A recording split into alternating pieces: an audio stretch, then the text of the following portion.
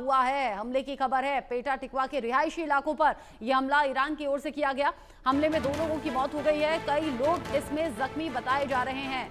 अब अटैक और counter attack तो लगातार जारी है। इजरायल कहर बनकर टूट रहा है ईरान पर और ईरान भी पलटवार कर रहा है। हालांकि नुकसान में कहीं आगे ईरान है और फिर भी तबाह और बर्बाद करने की चेतावनी दे रहा है, धमकी दे रहा है ईरान और कह रहा है कि हम कतई परमाणु परीक्षण रोकेंगे नहीं। लेकिन अभी करंट जो सिचुएशन है, एस सिद्धिकरण जी, ईरान तो इस काबिल भी नहीं बचा, इस लायक भी नहीं है कि वो परमाणु परीक्षण को आगे बढ़ाए भी, क्योंकि साइट तबाह हो गई है, साइंटिस्ट लगातार मारे जा रहे हैं, अधिकारियों की जान जा रही है, कितने तो कमांडर मारे गए हैं ईरान में। फिर ये दावे बार बार क्यों? ये तो अपने आप मुसीबत मोल लेने वाली खबर है। और अगर पाकिस्तान युद्ध को भड़काने की कोशिश कर रहा है, परमाणु हथियार तक देने का वादा किया गया, फिर वापस पलट गया, तो इसे कैसे देखते हैं? देखिए, ये कोई नई बात नहीं है। आप जहाँ पे भी कट्टर इस्लामिक मुल्क जहाँ पे भी हैं, उनको आप ऑब्जर्व करेंगे तो वो एक नंबर के बेवकूफ निकलेंगे। उनकी किसी चीज की ना औकात होती है, ना वो कुछ पंचर और एसी मैकेनिक बनने के अलावा उनके कौम में कोई कैपेबिलिटी होती ही नहीं है। ये जो मिसाइल की बात कर रहे हैं, ये कोई बड़ी बात है नहीं। थोड़ी सी बारूद आप एक पाइप के अंदर भर दो और उसमें आग लगा दो, ऊपर उड़ जाएगा। आज के डेट में जो टेक्नोलॉजी है वो इतना आगे बढ़ चुका है कि ये छोटे मोटे दिवाली के ये जो पटाखे जलाते हैं, इससे नहीं काम चलने वाला।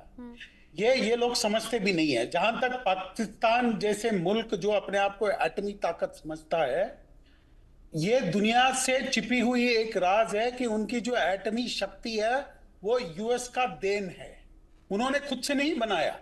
इन्होंने इसमें AQ खान नाम के एक शैतान का नाम जरूर आगे कर दिया, लेकिन वो सब जानते हैं कि ये स्मगल किया हुआ है। लेकिन स्मगल करके आया कहां से?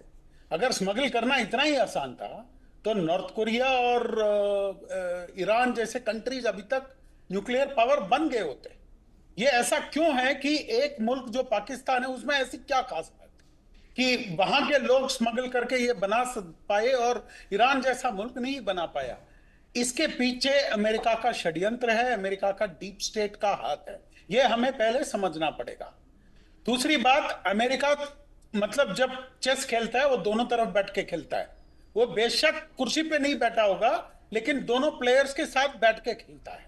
यहां पे भी अगर इजराइल हमला कर रहा है ईरान पे, तो वो हमले के जितने वेपन्स हैं वो अमेरिका से आता है और वो टॉक्स कर रहा है ईरान से कि भैया तुम मेरी बात मान लो। और बात क्या है?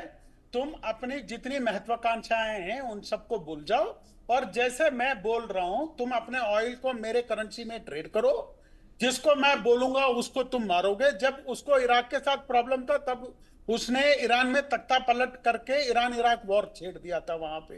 तो इसकी जो आप जो संघर्ष जो यहाँ पे देखते हैं, ये एक ग्लोबल पावर स्ट्रगल का संघर्ष है और हम इसमें वक्त बर्बाद करते हैं कि ये कह के इसने 4 मिसाइल वहां दाग दिए, उसने वहां पे गिदड़बक्की कर दी, तो इसमें हम क्या न्यूक्लियर वॉर होगा? देखिए, न्यूक्लियर वॉर होने वाला नहीं है, क्योंकि न्यूक्लियर डिवाइस है ही नहीं लोगों के पास। अगर पाकिस्तान के पास एटमी बम थे तो उसको डिलीवर करने का जरिया ही नहीं था। ये तो मैंने मतलब 1 महीने पहले एक पोस्ट में लिखा था कि इसका कोई मतलब नहीं है, ये वहां बैठे बैठे दफन हो जाएगा। और लेकिन यूएस को यह यकीन नहीं था कि इंडिया ऐसा एक कदम उठा सकता है। लेकिन भारत ने भी अभी, अगर मोदी जी नहीं होते और ऐसे निर्णायक कदम नहीं उठाए होते, तो हम लोग वही स्ट्रेटेजिक रिस्ट्रेन के जो भाषा थी उसी में उलझ के वहीं दफन हो गए होते। तो यहां पे भी यही